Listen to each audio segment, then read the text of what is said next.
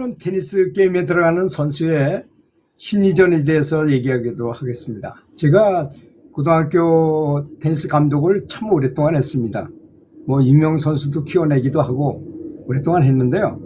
그 선수들한테 게임 들어가기 전에 이렇게 설명했던 거를 들어보시면 아마추어 여러분, 동호인 여러분들도 아마 이 말씀을 들으면 게임하는데 많이 도움이 되리라고 이렇게 생각을 합니다. 물론 말 한마디 듣고 뭐 실력이 급상승하거나 그러지는 않겠지만 여러분도 아시겠지만 상대방을 좀 만만히 보고 들어가서 안 되겠다라고 생각하는 순간에 다시 원래 마음이 돌아오지 않는다는 일관성의 법칙 같은 거, 그 한번 이렇게 마음이 조절이 되면요 중간에 바꾸기가 아주 어렵습니다. 거의 안 된다고 봐야 되는 거예요.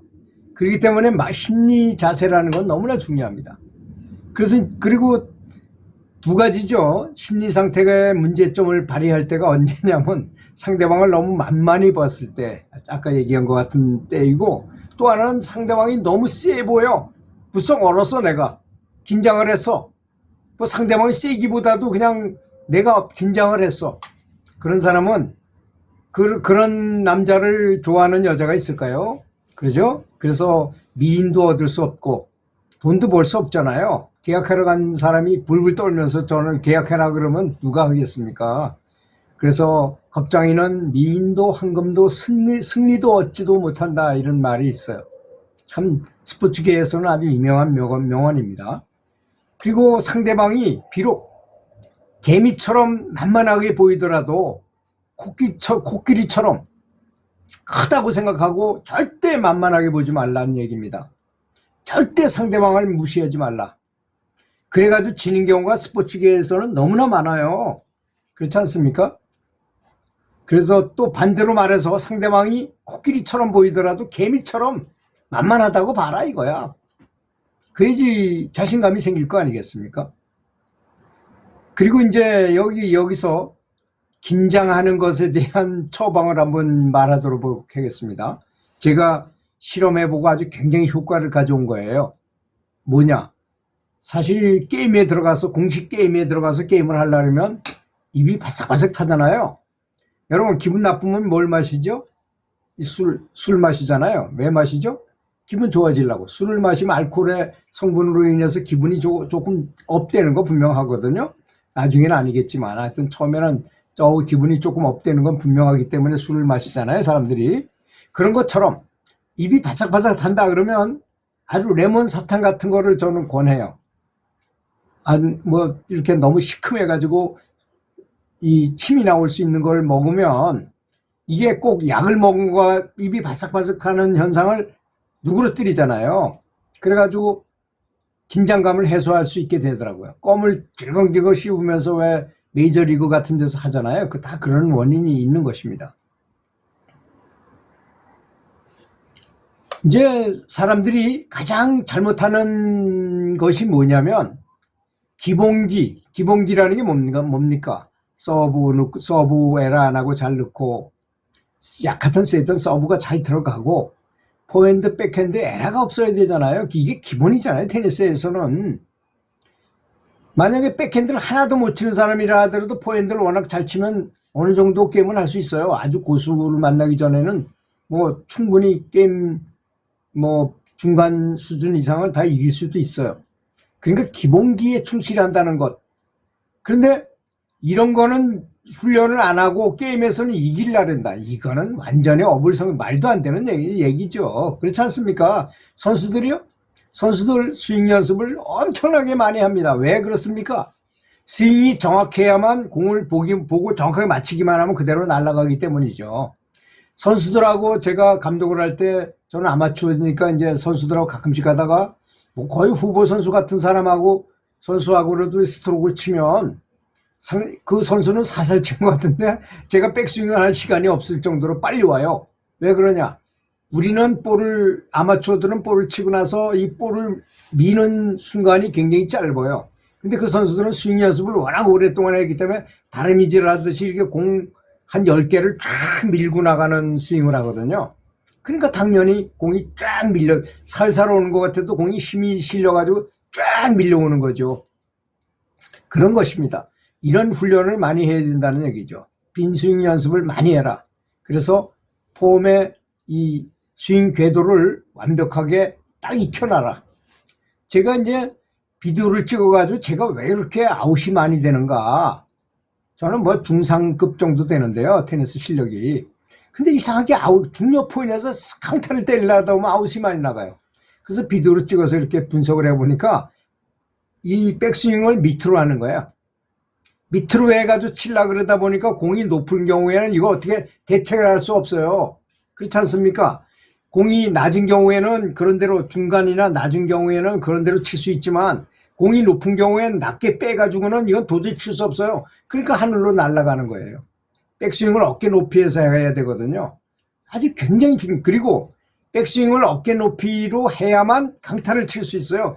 이거 힘을 쓸 수 있지만 아래에서는 이걸 힘을 쓸 수가 없어요. 아래에서 긁어 올려가지고는.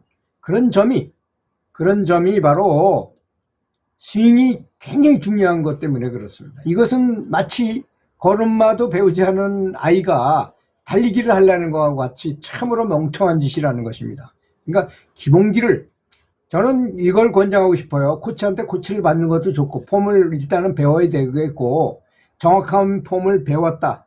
그리고 어느 정도 이렇게 돼 섰다 그러면 백보드 연습을 하라고 권하고 싶어요. 계속 코치를 받기는 어려우니까 백보드 연습을 하면 그 정확한 폼을 배운 것을 기반으로 해가지고 계속 맞추는 연습을 할 수 있잖아요. 여러 가지죠. 이 테니스 공을 하나 쳐서 남기는데도 참 많은 기술이 필요하잖아요. 우선 공을 봐야 되고 길은지 짧은지 이런 구질이 어떻게 변하는지 깎였는지 감겼는지 봐야 되는 것이고 짧은지 긴지도 봐야 되는 것이고 그렇지 않습니까? 예측을 빨리 하고 그 다음에 쫓아가면서 백스윙을 빨리 해야 되고 백스윙이 안 된 상태에서는 칠 수가 없기 때문에 그런 거예요. 쫓아가면서 발로 뛰어가면서 백스윙을 빨리 하면서 뛰어가라. 그 다음에 앞에서 맞춰야지만 힘을 쓸 수 있다. 그래서 앞에서 맞춰라. 공을 한 10개 이상 쭉 밀고 나가라. 다리미질이라도 쭉 밀고 나가라. 또 어떤 분은 이런 말을 합니다. 이 긴 종이컵 있잖아요. 좀 긴 종이컵에다 집어넣듯이 해라. 그 말이나 비슷하죠. 다리미질하는 거나 못을 아주 대못을 박듯이 쳐라. 이런 말이나 비슷할 것입니다. 근데 저는 잘 안 될 때는 항상 컵이라고 소리 지르면서 마음속으로 컵 하면서 볼을 쳐요. 왜? 정확하게 보고 정확하게 밀자 이거죠. 한번 생각해 보세요. 폼이 아무리 엉망이라 하더라도 임팩트 순간에 이 라켓면이 정확하게 볼하고 정확하게 맞을 수만 있으면 공은 제대로 나가는 거잖아요. 폼이야 어쨌든 간에 좌우지간. 그 임팩트 순간이 가장 중요하다는 거죠. 임팩트 순간에 약간 공을 이렇게 라켓을 높였다 그러면 그래서 손바닥으로 친다는 생각으로 손바닥 스윙 연습을 많이 하는 게 바람직합니다. 그리고 평상시 상상 훈련할 때는 항상 상대방이 넣는 그 강 서브를 받는 그런 포핸드로 리턴하는 훈련을 상상 훈련을 많이 하면 상대방이 스트로크를 칠 때도 게임 중에 스트로크가 오는 것도 잘 칠 수 있게 됩니다. 왜냐하면 아무리 강타를 쳐도 스트로크 칠 때 볼은 서브보다는 약한 편이기 때문에 그런 거죠. 그래서 서브 리턴을 잘하는 스윙 연습을 상상 훈련을 손바닥으로 쳐내는 훈련을 하는 것이 가장 포핸드를 강화할 수 있는 길입니다. 사실 포핸드로 오는 공은 다 풀스윙을 해야 돼요. 세게 쳐야 돼요. 그걸 살살 쳐서 게임을 조절하려고 그러다 보면 실력이 향상이 안 됩니다. 그래서 어떤 일반 레슨 코치가 이런 말을 자기 카페에다 써놨더라고요.